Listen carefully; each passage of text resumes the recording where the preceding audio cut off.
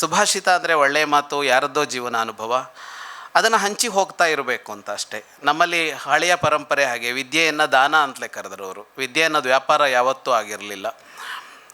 ಅನ್ನದಾನವನ್ನು ಬಹಳ ಶ್ರೇಷ್ಠ ದಾನ ಅಂತ ಹೇಳ್ತಾ ವಿದ್ಯಾದಾನ ಮತಃಪರಂ ಅಂತ ಹೇಳಿದ್ರು. ಅದಕ್ಕಿಂತ ವಿದ್ಯಾದಾನ ಇನ್ನೂ ದೊಡ್ಡದು ಅಂತ. ಅರಿವನ್ನು ಹಂಚು ಅಂತ, ನಿನ್ನಲ್ಲಿ ಏನು ಅರಿವಿದೆಯೋ ಅದನ್ನು ಹಂಚು ಅಂತ. ಈ ಕೆಲಸವನ್ನು ನಮ್ಮ ಹಿಂದಿನವರು ಮಾಡಿದರು.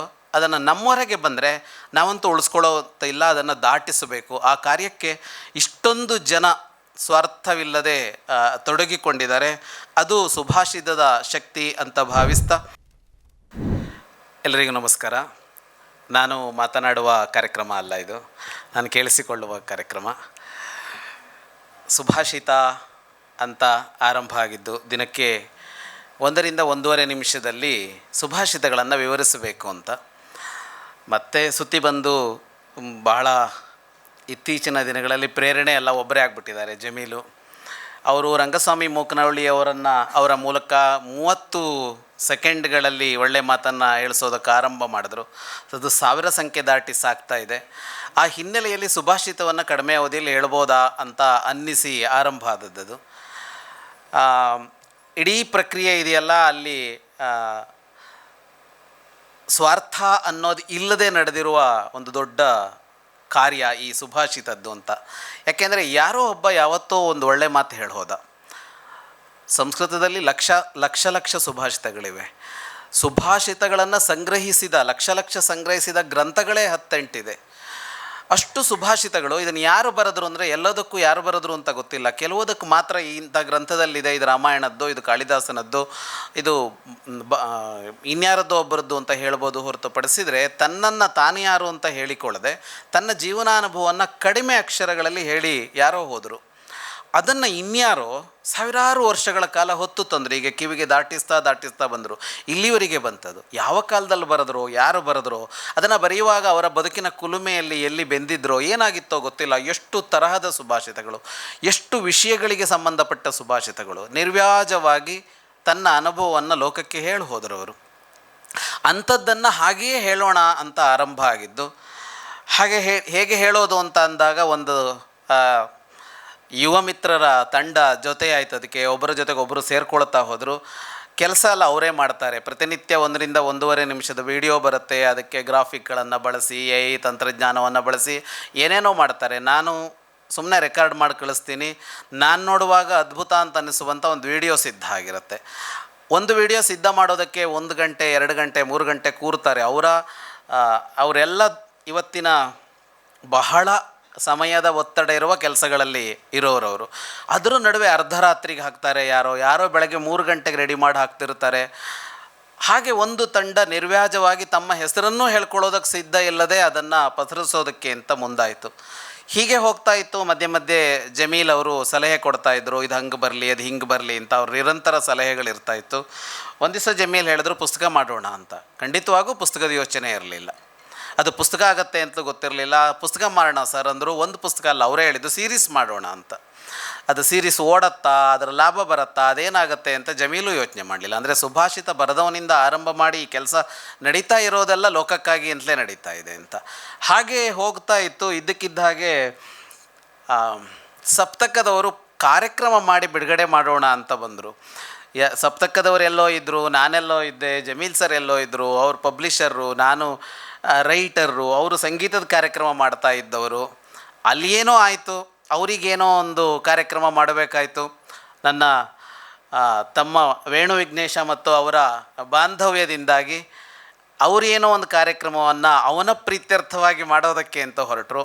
ಅವನ ಪ್ರೀತ್ಯರ್ಥ ಅಂತಿದ್ದನ್ನು ನನಗೆ ದಾಟಿಸಿದ. ನನ್ನ ಕಾರ್ಯ ಮಾಡಿ ಅವನೆಲ್ಲೋ ಅಲ್ಲೋಗಿ ಕುಳಿತುಕೊಂಡ.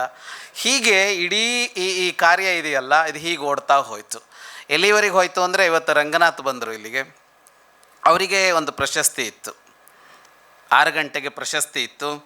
ಅವರು ನಾನು ಫೋನ್ ಮಾಡಿ ಹೇಳಿದ್ರು, ಒಂದು ಪ್ರಶಸ್ತಿ ಕರಿತಾ ಇದ್ದಾರೆ, ನೀವು ಒಪ್ಪಿಗೆ ಕೊಟ್ಟರೆ ಹೋಗ್ತೀನಿ, ಇಲ್ಲಾಂದರೆ ಪೂರ್ಣ ಕಾರ್ಯಕ್ರಮದಲ್ಲಿರ್ತೀನಿ. ನೀವು ಒಪ್ಪಿಗೆ ಕೊಟ್ಟರೆ 6 ಗಂಟೆಗೆ ಅಲ್ಲಿಗೆ ಹೋಗ್ತೀನಿ ಅಂತ ಅಂದರು. ನಾನಂದೆ, ಪ್ರಶಸ್ತಿ ಅನ್ನೋದರಿಂದ ನಮಗೇನೂ ಆಗೋಲ್ಲ ಅಂತಾದ್ರೂ ಯಾರೋ ನಮ್ಮನ್ನು ಪ್ರಶಸ್ತಿ ಕೊಡಬೇಕು ಅಂತ ಆಯ್ಕೆ ಮಾಡ್ತಾರಲ್ಲ, ಅವ್ರಿಗೆ ನಮ್ಮ ಬಗ್ಗೆ ಒಂದು ಪ್ರೀತಿ ಇರುತ್ತೆ, ಅದನ್ನು ನಿರಾಕರಿಸೋಕೆ ಆಗೋಲ್ಲ ಅಂತ ಸರಿ ಅಂತ ಹೇಳಿದರು. ಇವತ್ತು ಮಧ್ಯಾಹ್ನ ಫೋನ್ ಮಾಡಿ ಹೇಳಿದ್ರು, ಇಲ್ಲ ನಾನು ಪ್ರಶಸ್ತಿ ಸ್ವೀಕಾರ ಸಮಾರಂಭಕ್ಕೆ ಹೋಗ್ತಾ ಇಲ್ಲ, ಇದೇ ಕಾರ್ಯಕ್ರಮದಲ್ಲಿ ಕೊನೆಯವರೆಗೆ ಕೂತ್ಕೋತೀನಿ ಅಂತ.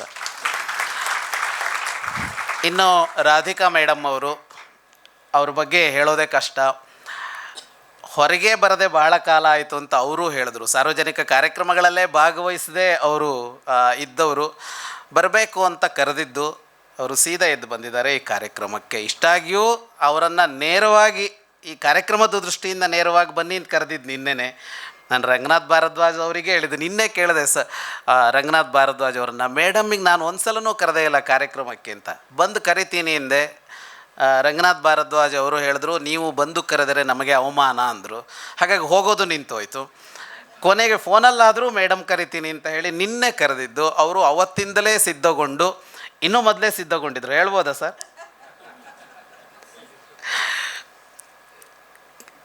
ಇದು ಹೇಳಿದ್ದು ಒಂದೂವರೆ 2 ತಿಂಗಳಿರ್ಬೋದು. ಒಂದು ದಿವಸ ರಂಗನಾಥ್ ಅವರು ಫೋನ್ ಮಾಡಿದ್ರು ಬೆಳಗ್ಗೆ, ಸರ್ ಪುಸ್ತಕ ಬಂದಿಲ್ಲ, ಇವತ್ತು ಕಾರ್ಯಕ್ರಮದಲ್ಲಿ ಏನು ಮಾತಾಡೋದು ಅಂತ. ನಾನು ಇವತ್ತು ಯಾವ ಕಾರ್ಯಕ್ರಮ ಇದೆ ಸರ್ ಅಂದೆ. ಅಲ್ಲ ಇವತ್ತಲ್ವ ಬುಕ್ ರಿಲೀಸು ಅಂದರು. ಅಲ್ಲ ಸರ್ ಮುಂದಿನ ತಿಂಗಳು ಅಂದೆ ನಾನು. ಅವರಂದರು, ಅಯ್ಯೋ ದೇವರೇ, ನಾನು ನನ್ನ ಹೆಂಡ್ತಿ ಯಾವ ಡ್ರೆಸ್ ಹಾಕ್ಕೋಬೇಕು ಅನ್ನೋವರೆಗೆ ಸಿದ್ಧರಾಗ್ಬಿಟ್ಟಿದ್ವಲ್ಲ ಅಂತ. ಅಷ್ಟು ಈ ಕಾರ್ಯಕ್ರಮಕ್ಕೆ ಬರುವ ಉತ್ಸಾಹ ಅವರಲ್ಲಿತ್ತು. ಗಜಾನ್ ಶರ್ಮರು ಊರು ತಿರುಗ್ತಾಯಿದ್ರು. ನಮ್ಮ ಮಲೆನಾಡಿನವರಿಗೆ 365 ದಿವಸದಲ್ಲಿ 3 ಸಮಸ್ಯೆ ಇರುತ್ತೆ ಅಡಿಕೆ ಬೆಳೆಯುವ ಮಲೆನಾಡಿಗರಿಗೆ. 3 ಸಮಸ್ಯೆ ಯಾವುದು ಅಂದರೆ, ಒಂದು ಮಳೆಗಾಲ ಬಂತು ಅಂದರೆ ಕೊಳೆ ರೋಗ ಬರುತ್ತೆ. ಅಯ್ಯೋ ಕೊಳೆ ರೋಗ ಬಂತು ಅಂತ ಅಳ್ತಾ ಇರ್ತಾರೆ. ಅದಾದಮೇಲೆ ಈ ಅಡಿಕೆಯನ್ನು ಮರದಿಂದ ಇಳಿಸ್ಬೇಕಲ್ಲ, ಕೊನೆ ಕೊಯ್ಯೋದು ಅಂತ ಹೇಳ್ತೀವಿ, ಅದಕ್ಕೆ ನಮ್ಮಲ್ಲಿ ಆಳು ಕಾಳು ಸಿಗೋಲ್ಲ. ಅವನು ಯಾರೋ ಒಂದು 10 ಊರಿಗೆ ಸೇರಿ ಒಬ್ಬರೋ ಇಬ್ಬರೋ ಇರ್ತಾರೆ, ಅವ್ನು ಡೇಟ್ ತೊಗೊಳ್ಳೋದೇ ದೊಡ್ಡ ಸಮಸ್ಯೆ. ಕಾಲ್ ಶೀಟ್ ಭಾಳ ಸಮಸ್ಯೆ ಇರುತ್ತೆ. ಹಾಗಾಗಿ 2ನೇ ಸಮಸ್ಯೆ ಅಂದರೆ ಕೊಳೆ ರೋಗ ಬರದೆ ಅಡಿಕೆ ಬೆಳೀತಾ ಕೆಳಗಿಳಿಸೋ ಸಮಸ್ಯೆ. ಅದು ಮುಗಿಯುತ್ತೆ, ಡಿಸೆಂಬರು ಆ ಸಮಯಕ್ಕೆ ಮುಗಿಸ್ಕೋತಾರೆ. ಮತ್ತು ಜನವರಿ ಬಂತು ಅಂದರೆ ನಮ್ಮ ಮಲೆನಾಡಿನ ಅಡಿಕೆ ಬೆಳೆಗಾರರಿಗೆ ಇನ್ನೊಂದು ದೊಡ್ಡ ಸಮಸ್ಯೆ ಆರಂಭ ಆಗುತ್ತೆ. ಅದು ಏನು ಅಂದರೆ, ಊರಲ್ಲೆಲ್ಲ ಮದುವೆ ಮನೆ, ದಿನಕ್ಕೆ 4-5 ಮದುವೆ ಮನೆ ಇರುತ್ತೆ, ಮನೇಲಿ ಯಾರು ಹೋಗಬೇಕು ಅಲ್ಲಿಗೆ ಅಂತ. ಹಾಗಾಗಿ ಗಜಾನ್ ಶರ್ಮರು ಬೆಂಗಳೂರಲ್ಲಿದ್ದರೂ ಕೂಡ ಅವರು ಈ ಸಮಸ್ಯೆ ಹೊತ್ಕೊಂಡೇ ಇದ್ದಾರೆ. ಅವರು ಕಳೆದ 2 ತಿಂಗಳಿಂದ ಇವತ್ತು ಊರಿಗೆ ಹೋಗೋದು, ನಾಳೆ ವಾಪಸ್ ಬರೋದು ಮಾಡ್ತಾ ಇದ್ದಾರೆ. ಇವತ್ತು ಅವ್ರ ಮನೆಯಲ್ಲಿ ಕಾರ್ಯಕ್ರಮ. ಅವ್ರ ಮನೆಯಲ್ಲಿ ಏನು ಕಾರ್ಯಕ್ರಮ ಅಂದರೆ, ಅವರ ಮೊಮ್ಮಗನ ಉಪನಯನ ಇದೆ. ಅದರ ಪೂರ್ವಭಾವಿಯಾಗಿ ಕೋರಿ ಊಟ ಅಂತ ಮಾಡ್ತೀವಿ. ಮೊಮ್ಮಗ ಮನೆಗೆ ಬರ್ತಾನೆ ಉಪನಯನಕ್ಕೆ ಪೂರ್ವಭಾವಿಯಾಗಿ. ಇಡೀ ಅವರ ಖಾನ್ದಾನ್ ಮನೇಲಿ ಕೂತ್ಕೊಂಡಿದೆ. ಅವರು ಕೈ ತೊಳೆದು ಸೀದಾ ಈ ಕಾರ್ಯಕ್ರಮಕ್ಕೆ ಬಂದಿದ್ದಾರೆ.